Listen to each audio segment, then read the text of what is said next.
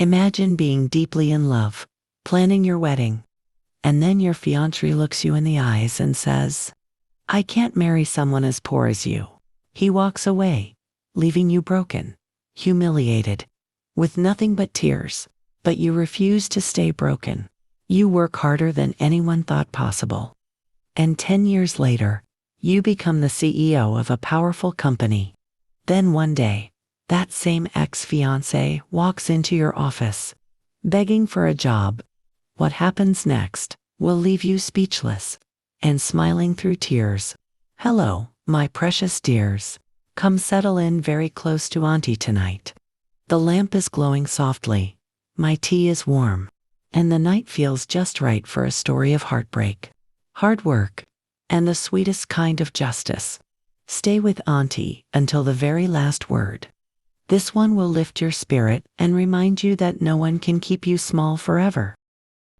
Her name was Alice, a kind, hard-working young woman who believed in love more than anything. She met Phillips in college. He was charming, ambitious, always talking about the big future he wanted. They fell deeply in love. He proposed on a quiet evening under the stars, and Alice said yes with tears of joy. They started planning their wedding. Aisha worked as a junior accountant, earning just enough to help with small expenses. Phillips had a good job, but he always wanted more. One day, after a fight about money, Phillips sat her down. "I love you, but I can't marry someone who will hold me back. I need a wife who can match my lifestyle, who has money, status. You're too poor for the life I want." Alice's world shattered. She begged him to stay, told him she would work harder, save more. But Phillips shook his head. "I deserve better," he said, and walked out. He never called again. Alice was left alone, heartbroken, humiliated in front of family and friends. Everyone whispered she wasn't good enough for him. But deep inside, something fierce woke up in Alice. She wiped her tears, looked in the mirror, and whispered, "I will never let anyone make me feel small again." Let me tell you about those years, my dears, because Alice's journey was extraordinary.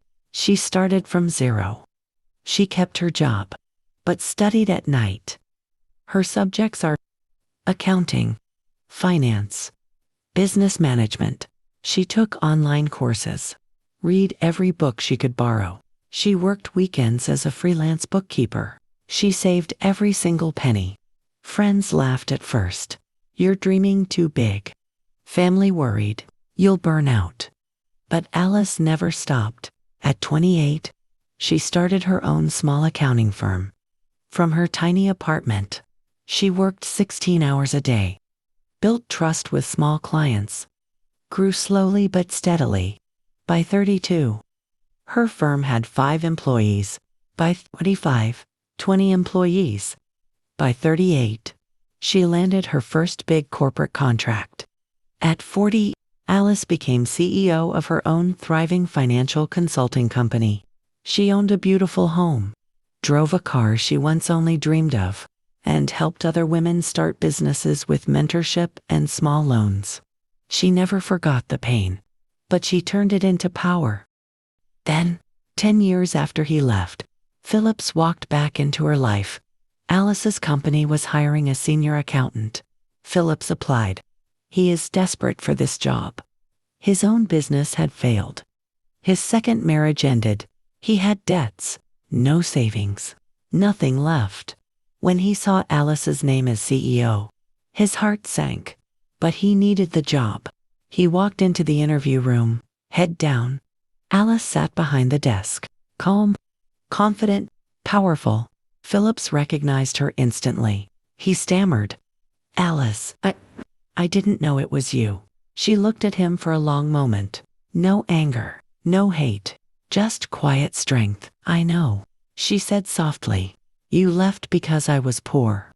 You said I would hold you back." Phillips looked at the floor, tears in his eyes. "I was wrong. I was young, stupid, selfish. I've regretted it every day." Alice leaned forward. "I forgave you years ago. for my own peace. But this job, this company, I built it with my own hands. It's not about revenge. It's about respect. I'll give you the job, but you will start at the bottom, just like I did. You will earn every promotion, every penny, and you will never, ever call anyone poor again. Phillips cried. He nodded. Thank you. I don't deserve this. Alice smiled gently. Everyone deserves a second chance, but they have to earn it. My dears, rejection hurts. Betrayal cuts deep. But your worth is never decided by someone else's words.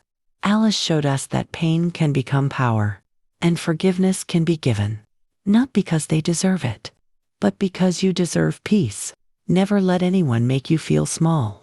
Rise, work hard, and let your success speak for you. What would you have done if you were Alice? Would you give him the job, or close the door forever? Comment below. Auntie reads every single one. If this story lifted your spirit, please like, subscribe, and share with someone who needs this hope today. Until tomorrow, stay strong, stay powerful. Auntie loves you very much.